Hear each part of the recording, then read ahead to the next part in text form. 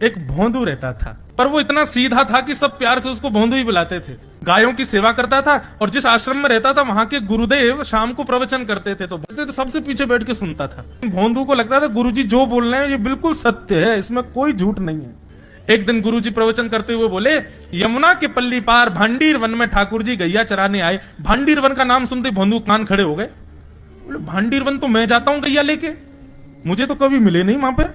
अरे मुंह में ही कमी होगी, मुंह में ही सामर्थ्य नहीं होगी उनको देखवे कि मैं ही नहीं देख पाए होंगे, वो तो आते होंगे वहां पे, मुझे ना दिखे होंगे। भोंदू ने पहली बार जिज्ञासा करी, गुरुदेव ठाकुर जी दिखते कैसे हैं?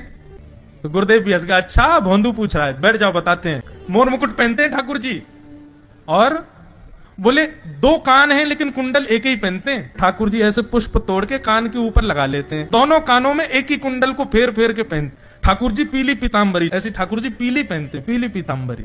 माला कैसी पहनते हैं? आती है। ठाकुर जी ऐसी पहनते हैं पूरी पैरों तक जाए। ये देखो गुरु जी कह रहे हैं तो निश्चित है भंडीर वन में आते हैं ठाकुर जी। भोंदू अपनी गैया लेकर के भांडीर वन पहुंच गया। गैया चर रही थी, अब भोंदू ढूंढ रहा है, कभी वृक्ष के नीचे जाके देखे, कभी कहीं देखे, कभी ढूंढे कहीं से चंदन की सुगंधी आ जाए। गुरुजी बता रहे थे उनमें से चंदन की सुगंधी आती है, क्या पता कन्हैया यहीं कहीं हो। इतने भाव से, इतने प्रेम से और इतने भोलेपन से ढूंढने लगा ठाकुर जी को, और ठाकुर जी नहीं मिलते ना तो अपने आप को ही कोसता, मुंह में योग्यता ना होगी यही मारे ना मिल रहे, ठाकुर जी तो यही है। गुरु जी की बात गलत नहीं है, ठाकुर जी तो यही है। उसके उस सहज भाव पर, उसके उस सरल भोंदूपने पर ठाकुर जी रीझ गए। और इतने में ही भोंदू हताश निराश उदास बैठा था, खुद को कोस रहा था, मुंह में योग्यता ना है, मुंह ठाकुर जी मिलना है रहे। इतने में ही देखा सामने से असंख्य गायों का झुंड आ रहा है, और भोंदू ने जैसे उन गायों को देखा, ऐसी गाय कभी देखी नहीं, अलग गाय, सींग चमक रहे हैं, सींगों के ऊपर के भाग में सोने चांदी मढ़े हुए हैं, ऐसी ऐसी सुंदर सुंदर तंदुरुस्त गैया। तभी देख रहा है भोंदू, पीताम्बरी पहनी है, गले में वैजंती माला धारण की है, सिर पर पाग पहनी है, एक कान में कुंडल है, मंद मंद मुस्कुरा करके दतुइयां दिखा रहे हैं, कटाक्ष नेत्रों से कभी इधर देख रहे हैं कभी उधर देख रहे हैं, अपनी वेणु को कमर में कस करके गैयाओं के गले में गलवैयां डाल करके श्याम सुंदर भोंदू की तरफ चलते भय आ रहे हैं। ये दृश्य देख करके हाथ पांव कांपने लगे भोंदू के। उसको लगा मेरे पास तो आएंगे ही नहीं, है वहीं से मुड़ जाएंगे, अब मैं उनके पास जाके उनको असहज नहीं करूंगा, यहीं से देख लूं, यहीं से प्रणाम कर लूं। लेकिन जैसे जैसे प्रणाम करके ऊपर देखता, ठाकुर जी और पास आ रहे हैं, और पास आ रहे हैं, और पास आ रहे हैं। जैसे ही ठाकुर जी आकर के बैठे, भोंदू के पास शब्द नहीं है, हाथ पैर कंपित हो रहे हैं, उसको सूझ ही नहीं रहा करूं क्या मैं, इनके लिए क्या बिछाऊं, कहां बैठाऊं। ठाकुर जी ने अपने आप ही भोंदू के गले में हाथ डाली, अरे तेरा नाम कहा है? जैसे ही ठाकुर जी ने नाम पूछा, भोंदू अपना ही नाम भूल गया, बोले मुझे याद ही नहीं मेरा नाम क्या है, पर प्रेम से सब लोग मुझे भोंदू बुलाते हैं। अब तो भोंदू नाम सुनते ही ठाकुर जी ताली दे दे के हंसने लगे, तेरा नाम भोंदू है? बोले हाँ मेरा नाम भोंदू है। और ठाकुर जी आपको अच्छा लगो? बोले हाँ बहुत अच्छा लगो। आपको नाम कहा है? ठाकुर जी बोले तुम वो ना जाने? बोले जानू तो ना हूं, लेकिन गुरु जी ने जैसो रूप बताया वैसो ये आपको, तो आप कहीं नंद नंदन तो नहीं हो? ठाकुर जी बोले हाँ मैं नंद नंदन नहीं हूं, यशोदा जी को लाला, नंद जी को लाला। भोंदू बोलो जय हो भगवान, आज आपके दर्शन है गए। गुरु जी और सब बालकन को तो आप शायद रोज ही मिलते होंगे, लेकिन मैं ही अभागो, मुंह को आप आज ही मिले हो। ठाकुर जी बोले अब चल बात मत बनावे, जल्दी कछु खवा, मुंह को भूख लग रही है। भोंदू एक कपड़े में रोटी बांध के उसमें मिर्च और गुड़ रख करके लेके गया। 2 रोटी थी। भोंदू ने जैसे खोली, एक रोटी ठाकुर जी के सामने धर दी, एक अपने पास रख ले, बोले मैं भी तो खाऊंगा। ठाकुर जी ने बढ़िया रोटी ऐसे घुमाई और प्रेम से गुड़ खामे और रोटी पान लगे प्रेम थे, और ठाकुर जी तो चप चप करके नेक देर में पा गए। भोंदू तो भूल ही गयो, मुख खानो भी वो ठाकुर जी को ही देख रहा है। ठाकुर जी बोले और जोर की भूख लगी, ला अपनी रोटी दे दे। भोंदू बोलो मुंह को भी भूख लगी है। बोले अच्छा चल आधी आधी खा ले, या मैं आधी तू खा ले आधी मैं खा लूं, दोनों खा लिए। कल तो नेक्स्ट से ज्यादा सी रोटी ले आइयो, भूख ज्यादा लगे, और सुन यही समय आइयो, मिलूंगा कल भी तोते। ठाकुर जी अपने मार्ग पर चले गए। भोंदू इतना प्रसन्न है, बोले आज मुझको ठाकुर जी मिल गए। गुरुदेव के प्रवचन का समय हो गया, भोंदू पीछे जाके बैठ गया, अपने गुरुदेव को प्रणाम करे, इनकी कृपा से ठाकुर जी मिले। उसने किसी को नहीं बताया, उसको लगा सबको ही मिलते हैं भगवान, मुझे ही मिले हैं बहुत दिन बाद। दूसरे दिन भोंदू खूब सारी सामग्री रसोई घर में इकट्ठा करके जाने लगा। किसी ने जाके गुरुदेव से कह दिया कि भोंदू बहुत सारी सामग्री ले जा रहा है। गुरुदेव ने जाके कही, भोंदू इतनी सामग्री ले जा रहा हो भैया, वो भंडारो करेगो का? नहीं गुरुजी भंडारो तो नहीं करूंगा, वो नंद नंदन नाम है, वो यशोदा नंदन मदन मोहन, वो अपनी गैया चरा के आए, कल भी आए, मेरी रोटी खा गए, मैं भूखो ही रहेगा कल। या हमारे ज्यादा सी ले जा रहा हूं, बेचारे बहुत भूखे आए कल, कि उनको पेट भर जाएगा, मैं भी पा लूंगा, या हमारे गुरुजी आज ज्यादा सामग्री ले जा रहा हूं। गुरुदेव ने मन में सोचा ये बात कोई और कहे तो अविश्वास किया जा सकता है, लेकिन भोंदू झूठ नहीं बोलता। भोंदू कभी झूठ नहीं बोलता, भोंदू की बात पर विश्वास करना ही पड़ेगा। गुरुदेव बोले सुन सुन ठाकुर जी आए थे? बोले हाँ। अच्छा उनका रूप कैसा था? जैसा रूप आपने बताया था ना गुरुजी, बिल्कुल वैसा, ऐसे कटाक्ष नेत्र, मोती जैसे दांत, ठाकुर जी की मुस्कान ऐसी, पाग ऐसी, कान ऐसे। गुरुदेव के तो नेत्र बंद हो गए, वे सब अनुभव करने लगे। लेकिन गुरुदेव बोले रूप कैसा भी बता दे, चरण यदि इसने बता दिए तो मैं मान जाऊंगा कि ठाकुर जी थे। अच्छा तूने चरण देखे? बोले हाँ गुरुजी मैंने चरण देखे। चरण कैसे थे?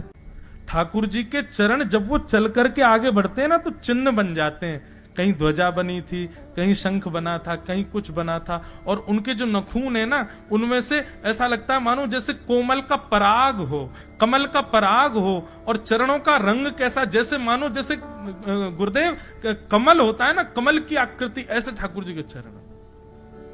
जब चरण का यथावत वर्णन भोंदू ने कर दिया, गुरुदेव समझ गए, बोले निश्चित ठाकुर जी आते। नहीं तो भोंदू कहां जाने, इतनी बुद्धि नहीं है उस पे कि वो इतना सब कुछ ढूंढ धाड़ के मुझे बताए। भोंदू एक काम करेगा? बोले हाँ। ठाकुर जी आएंगे तो तेरे सखा बन गए? बोले हाँ। तो उनको लेकर के आश्रम आ जा, यहां पे आ जा। भोंदू बोला कि इतने योग्य बालक हैं, लेकिन ठाकुर जी ने किसी से नहीं कही, मुझसे कही है। अगर मैंने ये काम नहीं किया तो मेरा जीवन व्यर्थ है। भोंदू को लगा ठाकुर जी सबसे ही मिलते हैं, गुरुजी किसी से भी कह के बुलवा लेते, मुझको काम दिया। भोंदू ने तो उसको अपने हृदय में ले लिया, अब ये काम मुझे करना है। बोले गुरुजी मैं वचन दे के जा रहा हूं, ठाकुर जी को मैं लेके आऊंगा।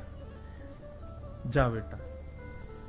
भोंदू वन में चला गया। अब तो उसको मिलने की भी एक्साइटमेंट नहीं है और कोई उसके मन में भाव ही नहीं है, उसको ये है बस ठाकुर जी को मैं ले जाऊं।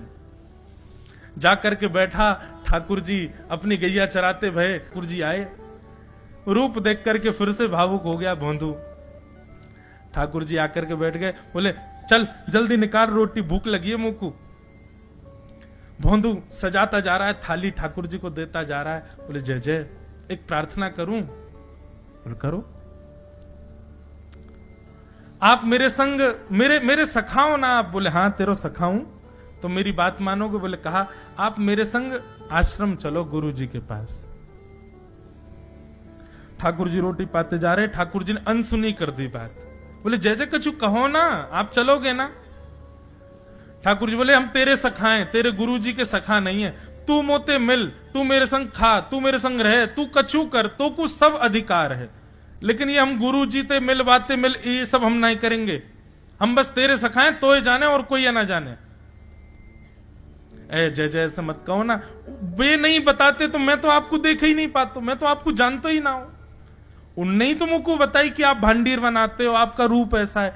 उनने कृपा करके मुंह को आपसे मिलवाए हो, वही हमारी मित्रता के मूल आधार है, उनसे तो मिलवे चलो ना। ठाकुर जी बोले देख ज्यादा जिद मत करे, हमने तो उसे एक बार कह दी हम नहीं जाएंगे नहीं जाएंगे नहीं जाएंगे। ठाकुर जी रोटी पा रहे थे तो भोंदू ने हाथ से रोटी और छनाई बोली ये भी दो, ये भी गुरु जी की है, लाओ ये मिर्च गुड़ सब दो, ये सब गुरु जी को, ये भी मत खाओ। और सुनो, यदि हमारे गुरु जी से आपको प्रेम नहीं है तो हमको आपसे प्रेम नहीं है। कल ते अपनी गैयान को लेकर कहीं और चरावे जाओ, होंगे तुम नंदन अपने गांव के, मेरे गुरुजी के पास नहीं जाओगे। और सुनो, ये मुंह में जो रोटी रखी यू को उगल ले आओ, ये भी गुरुजी की रसोई में बनी है, हमारे गुरुजी से नहीं मिलेंगे। ठाकुर जी बोले अरे भोंदू ने रुक तो, नहीं नहीं नहीं अब तो मैं सुनूंगा ही नहीं, आपने ऐसे कैसे कह दी नहीं जाएंगे, 3 बार नहीं जाएंगे नहीं जाएंगे।